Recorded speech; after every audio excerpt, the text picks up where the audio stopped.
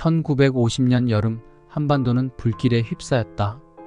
전쟁이 휩쓸고 간 자리엔 수많은 폐허와 절망이 남아 있었다. 수백만 명의 목숨이 희생되었고 한때 번성하던 마을과 도시들은 잿더미로 변했다. 사람들은 하루하루 살아남기 위해 고군분투했다. 굶주림과 가난이 일상이 되었고 모두가 한 목소리로 희망은 사라졌다고 했다. 그러나 그 속에서 대한민국은 불가능을 가능으로 만들 준비를 하고 있었다.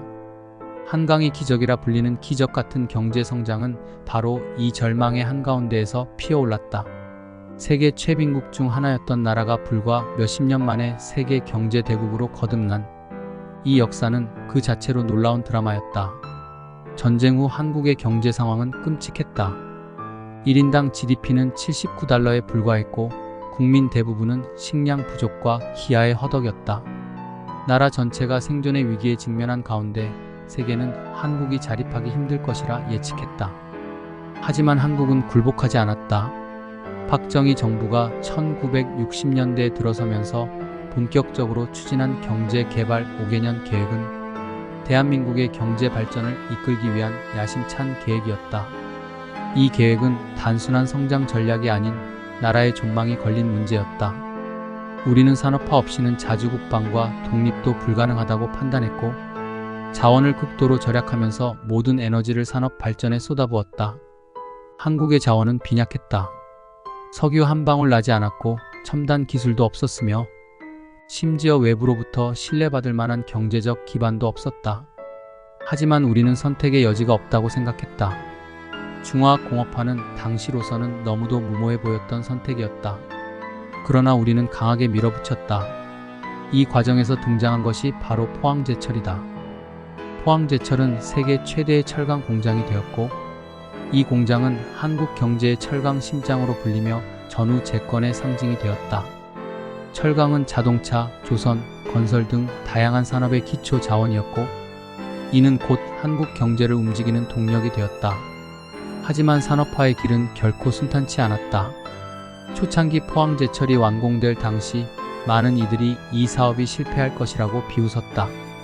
일본조차 철강 공장을 짓는 데 실패한 상황에서 자본도 부족하고 경험도 없는 한국이 세계 최대 규모의 철강 공장을 건설하는 것은 터무니없다는 평이었다. 그러나 한국은 이를 완강히 추진했고 결과적으로 이 공장은 한국 경제의 상징이자 필수 요소로 자리잡게 되었다. 마치 한강이 봄마다 해빙되어 흐르듯 경제의 동맥은 천천히 하지만 확실하게 움직이기 시작했다. 그 후로도 대한민국의 수출 중심 경제는 급속히 발전했다. 한국 정부는 과감한 선택을 했다. 내수 시장에 의존하기보다는 해외 시장을 타겟으로 한 수출 주도형 성장 전략을 채택한 것이다. 당시 대한민국은 저렴한 노동력을 바탕으로 섬유, 신발 등 경공업 제품을 생산했지만 곧 중화공업으로 확장하며 조선, 자동차, 전자제품까지 그 영역을 넓혔다. 현대중공업은 울산에 대규모 조선소를 세우며 대한민국을 세계적인 조선 강국으로 도약시켰다.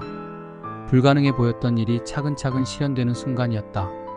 새마을운동 역시 대한민국 경제 발전에 중요한 기여를 했다.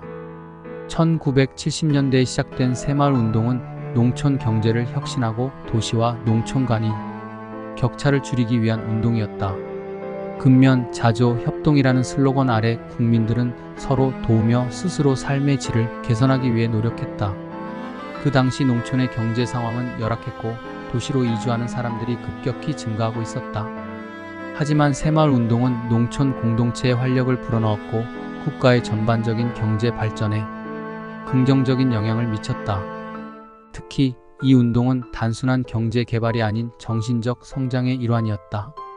국민들은 스스로 삶을 개척하는 자립 정신을 배우며 그 과정에서 우리가 할 수 있다는 자신감을 가지게 되었다. 이 자신감은 단순히 농촌 개발에서 그치지 않고 국가 전반에 걸쳐 대한민국을 이끄는 중요한 정신적 기반이 되었다. 한국 경제의 근간은 바로 이 공동체 정신에서 비롯된 것이다. 또한 한국 경제 발전 과정에서 교육의 중요성도 빼놓을 수 없다. 대한민국은 교육을 통해 인재를 양성하며 장기적인 경제 성장의 토대를 마련했다. 전쟁 이후 폐허 속에서도 국민들은 교육의 중요성을 절실히 깨달았고 정부는 교육에 막대한 투자를 단행했다. 1980년대에 들어서면서 대한민국의 젊은이들은 전 세계 유수의 대학과 연구소에서 첨단 기술을 배우기 시작했고, 그 지식들이 한국 경제 발전의 핵심이 되었다. 이는 단순한 경제 성장을 넘어 기술 강국으로 자리 잡을 수 있는 기반이 되었으며, 이후 IT, 반도체, 전자산업 등에서 대한민국이 세계 최고 수준에 오를 수 있게 만들었다. 하지만 이 과정이 항상 순탄했던 것은 아니었다.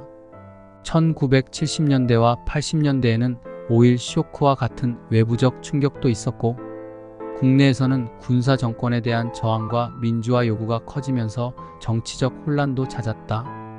그럼에도 불구하고 대한민국은 흔들리지 않았다. 서울 올림픽과 같은 국제 행사를 통해 대한민국은 자신을 세계에 알리기 시작했고, 이는 경제 성장의 촉매제가 되었다. 산업화의 성과가 눈에 띄게 드러나기 시작한 것도 이때였다.